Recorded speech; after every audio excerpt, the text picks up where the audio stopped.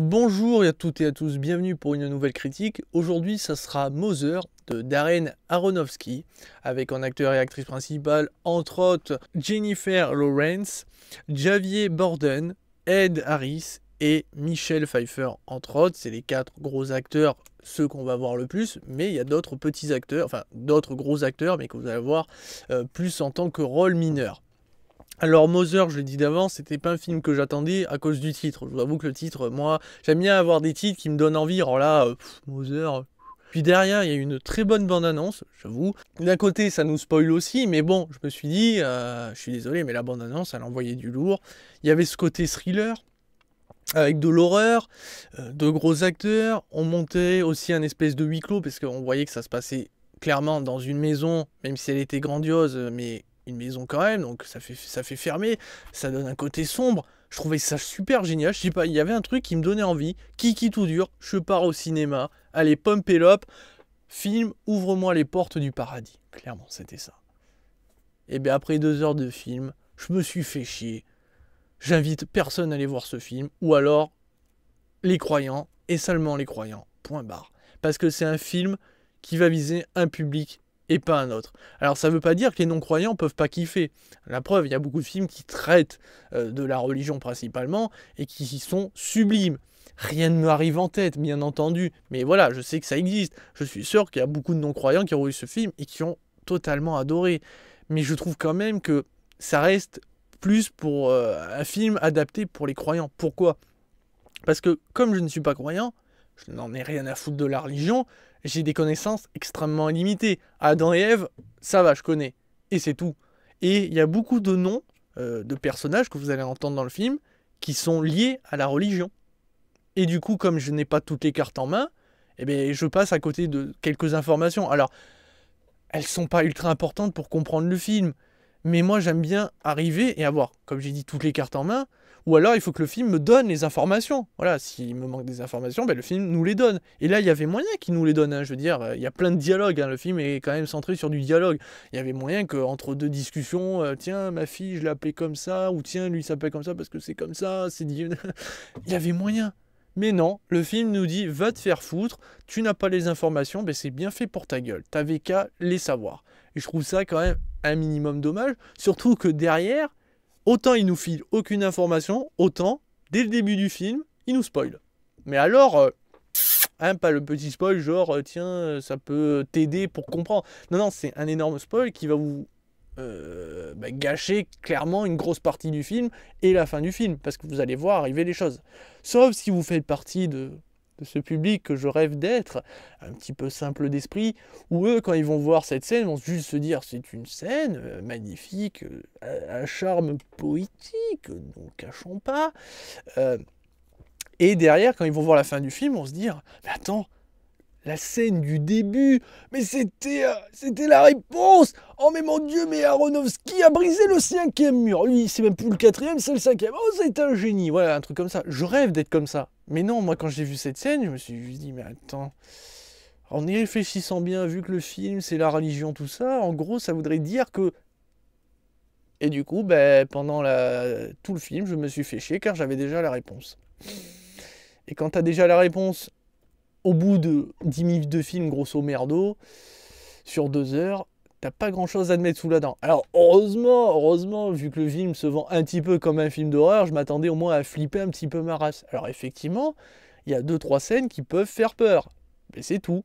Et elles sont disposées de manière à ce que, en gros, tu te fais chier, on te fait peur, ça te réveille, hein, tristement. Et derrière, tu te refais chier, on te refait peur. Voilà, elles servent à ça en gros. C'est juste pour te réveiller, j'ai l'impression, parce que sinon, elles n'auront pas trop l'intérêt.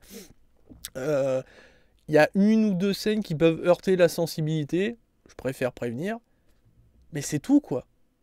Et là c'est un gros problème. Donc déjà je fais pas partie du public simple d'esprit, je fais pas partie du public qui ont des connaissances dans la religion et en plus qui sont croyants, donc déjà je suis bien plombé, et vu que le film est extrêmement centré sur la religion, vu que en gros, alors maxi résumé, sans spoil bien entendu, hein, parce que même si je n'inviterai personne à aller voir ce film, je ne veux pas spoil pour autant, on va suivre un couple qui vit dans une grande maison, faut reconnaître, qui est plutôt sympatoche, et un jour, un autre couple surgit de la nuit, façon de parler, et demande l'hospitalité, ce que vont offrir ce couple.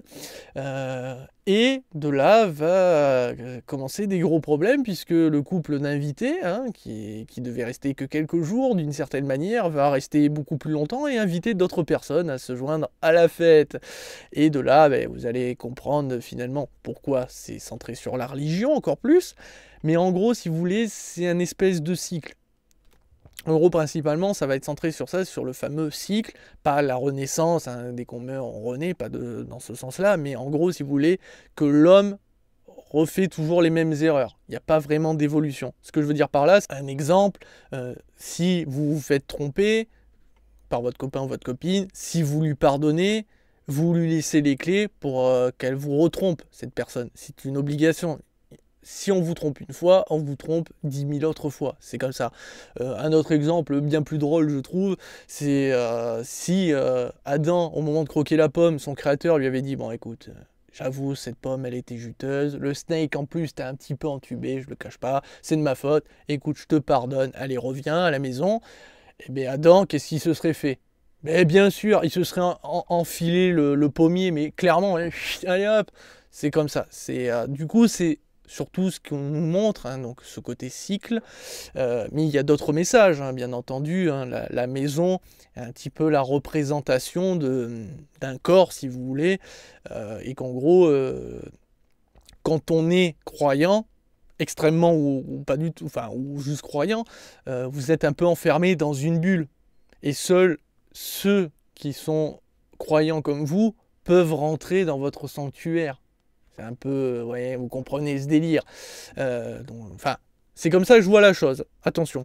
Du coup, à vous de voir si vous avez interprété de la même manière ou pas du tout en voyant le film. Peut-être qu'il y a plusieurs messages cachés, peut-être qu'il y en a plein que j'ai pas compris. Bien entendu, vu que j'ai dit que j'avais pas toutes les cartes en main, peut-être que j'ai loupé plein de choses. Mais c'est là où est le problème, du coup. Parce que c'est un peu dommage, surtout sur 2 heures de film, je vous le rappelle. En plus, autre point négatif, où es-tu, musique? Hein? Je rappelle, normalement, la croyance, on croit en quelque chose qui n'existe pas, enfin, qu'on ne voit pas, pardon, qu'on ne voit pas. Sauf qu'il y en a qui la voient, mais je veux dire, techniquement, on croit en quelque chose qu'on ne verra peut-être jamais. Mais là, apparemment, la musique, c'est pareil, hein, c'est « Où es-tu, musique? Je crois en toi, mais je ne t'entends pas. » Oui, parce que tu l'entends quasiment jamais. Alors bien sûr, je sais quand même que comme il y a beaucoup de dialogues, principalement, il faut qu'on les entende. Enfin, quand même, 1 ou 2 musiques, ah, histoire que je m'endorme pas trop vite, ça aurait été sympa. Surtout que le peu qu'on entend, elles ont l'air sympathiques.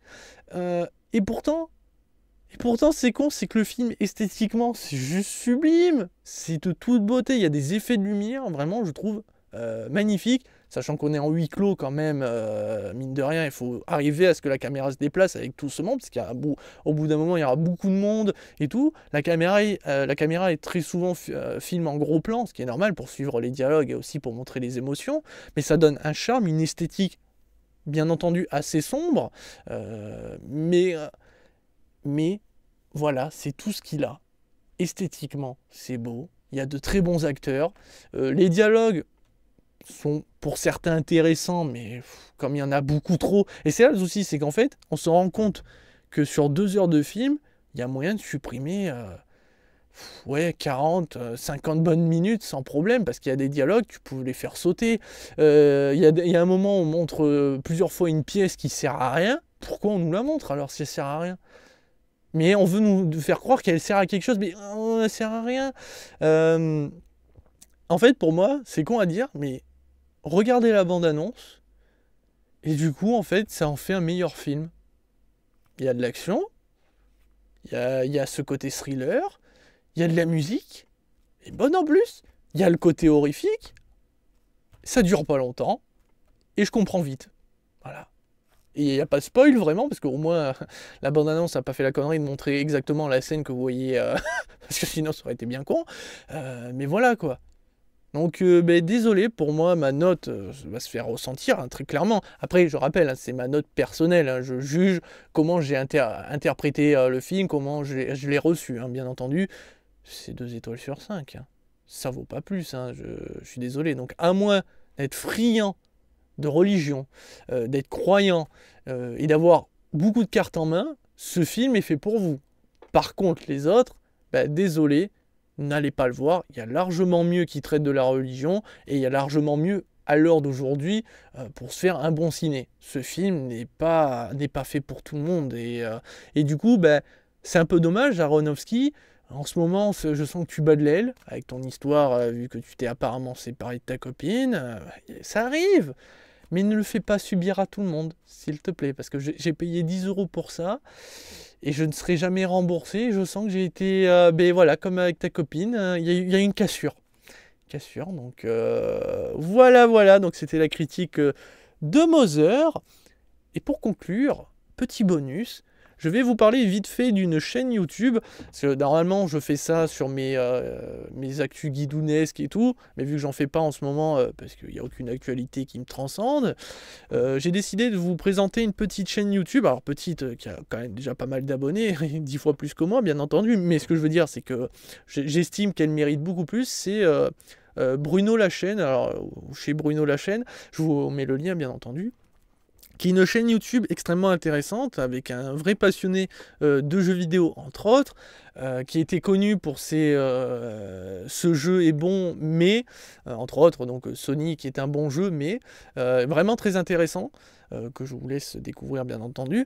Mais surtout, si je veux parler de cette chaîne, c'est que dernièrement, il s'est mis à faire des vidéos sur des dessins animés, qui sortent sur nos chaînes françaises, Cartoon Network entre autres et tout, qui sont pas toujours connus et qui ont beaucoup de beaux messages, qui sont faits pour les petits mais aussi pour les grands, ce qui est assez rare. Il y a beaucoup de dessins animés qui sont spécifiques pour les nains. Mais là, c'est des dessins animés qui peuvent vraiment plaire à tout le monde, toute catégorie d'âge.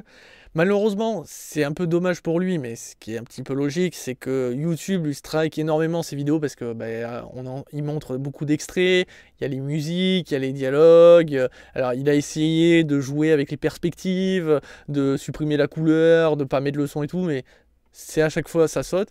Du coup, ces vidéos-là sur les dessins animés, vous les retrouvez sur sa page Facebook qu'il a créée spécialement pour cette catégorie et que je vais vous mettre aussi dans la description. Je vous laisse découvrir vraiment, même si vous n'êtes pas passionné de jeux vidéo, là je parle vraiment de dessins animés, n'hésitez pas à jeter un œil parce que je trouve vraiment la démarche extrêmement intéressante, surtout que c'est pas quelque chose qui est beaucoup traité dans le monde de YouTube, surtout français, certainement anglais tout ça oui, mais français j'ai pas vu de chaîne parlant ou traitant un tant soit peu le monde du dessin animé. Alors il faut savoir que moi je suis un féru de dessins animés et pas que d'animés, de manga et tout. Non, de dessins animés, hein, Bob l'éponge bien entendu, mais j'adore.